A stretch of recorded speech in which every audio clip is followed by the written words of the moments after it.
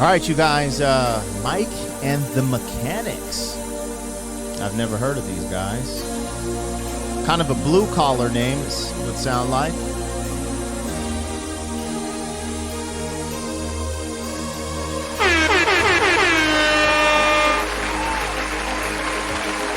What is going down, world? Welcome to the 40-year-old FUQ Boys podcast. I go by the name Black Pegasus, and today I'm checking out Mike and the Mechanics, the living years. That is, my initial word association with the living years is the Wonder Years, that show. This will be interesting. I've never heard of Mike and the Mechanics. That name's kind of wild, actually, but I kind of like it. It kind of has a ring to it. M's. Is that what's a alliteration? Mike, Mechanics, Mathematics. Anyways, we're going to check this out, man. Mike and the Mechanics, the living years, and see what's going on, man. This is a first-time reaction for your boy, a blind reaction, because I've never even heard of these brothers. So I've never seen this video, never heard the song, so this should be good. Anyways, if you guys are here for it, like, share, comment, subscribe. Let's get into it. 40! 40-year-old boys are back in town. 40. The boys are back in town. 40-year-old boys are back in town. The boys are back in town. 40-year-old FUQ Boys podcast. Malt liquor for your ears. 40. All right, y'all, let's get this logo down and pull the video up. Don't forget to support the original content on the channel. I'm a hip-hop artist, so I put out music videos, working on some other original style content for YouTube. But, big shout out to the members. I appreciate your support. If you want to become a member, links in the description. There's never an obligation, but you do get access to the reactions early, some perks from when we live stream and stuff like that. So regardless, just shout out to the members. Really appreciate you guys. And let's get this thing moving. This is Mike and the Mechanics, the living years.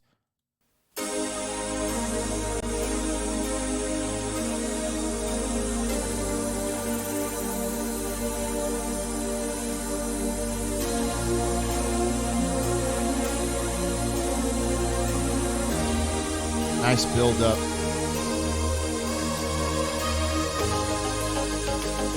Okay. Yeah, give me a little more sounds. Every generation blames the one before, and all of their frustrations come beating on your door. I know that I'm a prisoner to all my father held so dear. I know that I'm a hostage to all his hopes and fears. I just wish I could have told him in the living years. Oh, crumpled bits of paper filled with imperfect thoughts, still to conversations. I'm afraid that's all we've got. You say you just don't see it. He says it's perfect sense. You just can't get agreement in this present tense. We all talk a different language, talking in defense. Say it loud. Say it loud. Oh, say it clear. You can listen as well as you hear. It's too late. It's too late. When we die.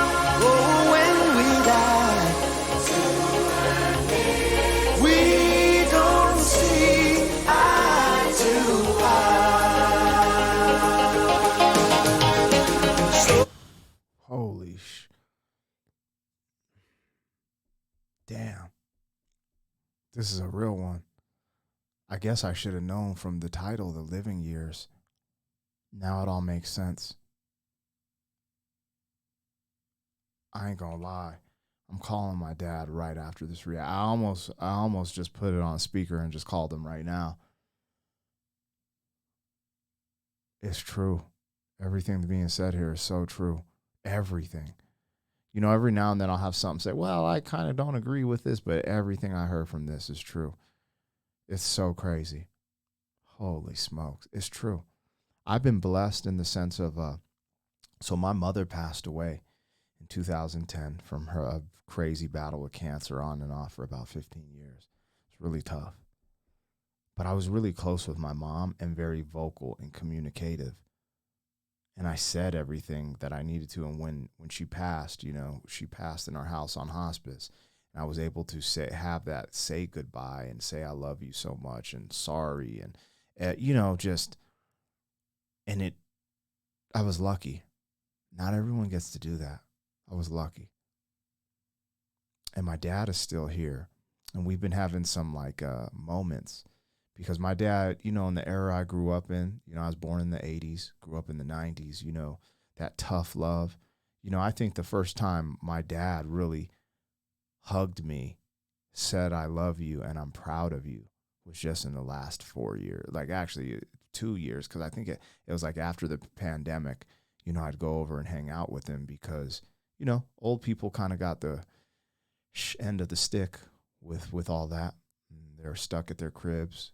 You know, and I remember going on a walk and he just randomly, you know, just opened up to me and it felt so good. And now we're getting really close. He's in his 70s, but we're getting super close.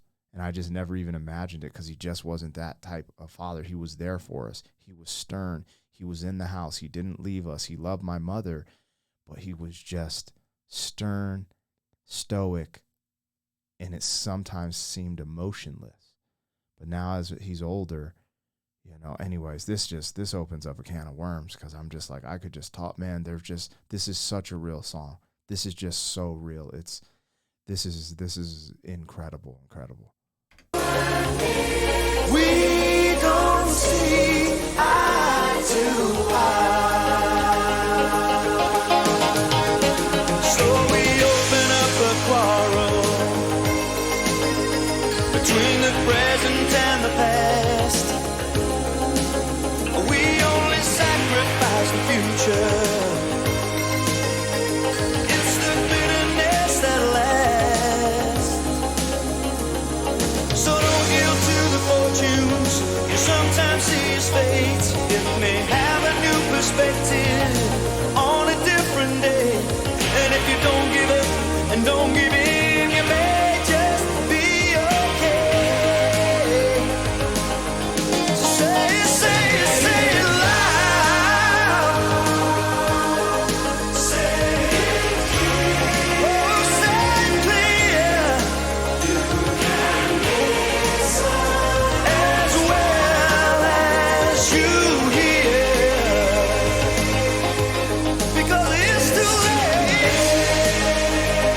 It's too late when we die. Whoa, when we die. To admit we don't see eye to eye. I wasn't there that morning. Oh my gosh. This is just, you know, it's interesting because the song it's not sad. I don't know how to explain this. Because if you listen to the messaging, it's just yo, live in this moment and say what you need to your loved ones right now. Because you don't have tomorrow. Tomorrow is not promised for anyone. Which is great. But the sonically, this doesn't make me feel sad. It kind of gives me hope. I'm bro, I got to finish this reaction because I got to call my dad and just say, I love you, man. Oh, man. Don't see eye to eye. I wasn't there that morning when my father passed away. I didn't get to tell him all the things I had to say. Think I caught his spirit later that same year. I'm sure I heard his echo in my baby's newborn tears. says, I just wish I could have told him in the living years. So say it, say it, say it loud. Say it clear. Oh, say it clear. You can hear the sun as well as you hear.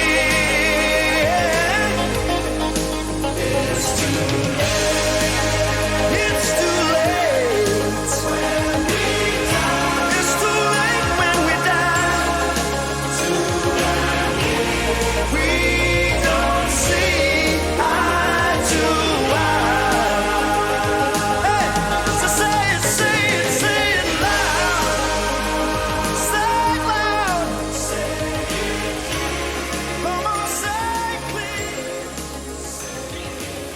Don't give up. Don't give in.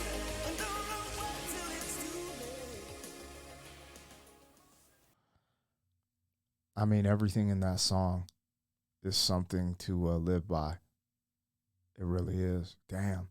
I don't know. Some at the end kind of got me in the feels. Damn.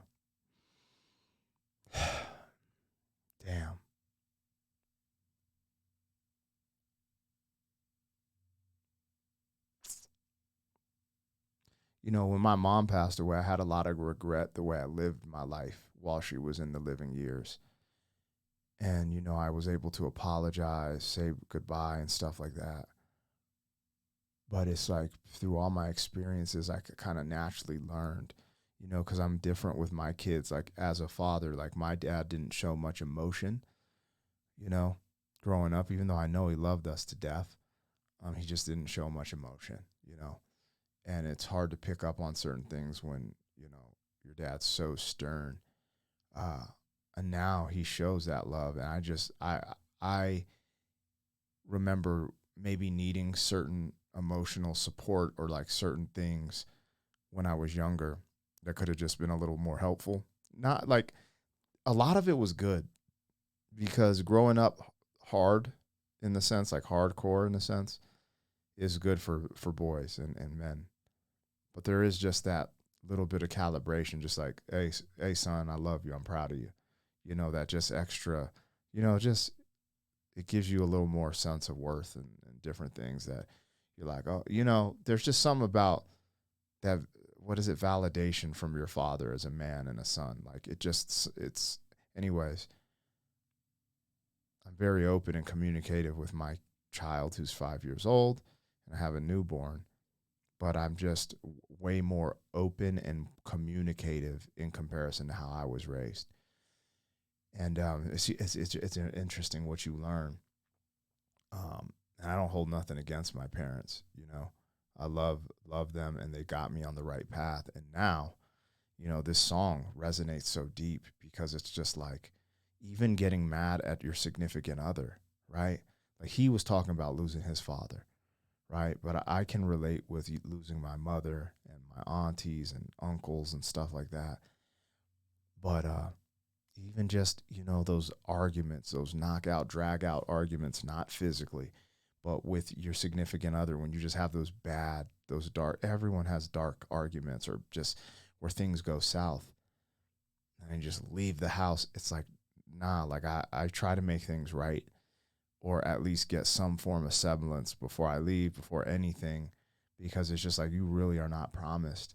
And that's that tragicness, you know, when you say something you don't mean out of frustration and emotion, then you just leave, and then the unthinkable happens. You know, that's something to think about with your kids, your significant others, your parents, you know, the people you love. You know, in America, a lot of families will get divided over politics. Don't do that. Don't do that. Politics are fake on both sides. Don't do that. Don't be having Christmas dinner arguing about politics, man. Don't do it. It's not worth it. Man, love your blood is thicker than water. My mom always said that. Blood is thicker than water, man. Love yours. Anyways, that was an amazing song. That kind of slowed my whole momentum down So I had to take some time to acknowledge what's being said here. I'm not even acknowledging how amazing the song is, right? The track was great, the singing, the lyrics, everything, but just the messaging. Man, I really felt that. Anyways, let me know what I got, what I missed. I'll catch you guys on the next one. Thank you for being some man. 40 years down the road, back again. FUQ boy.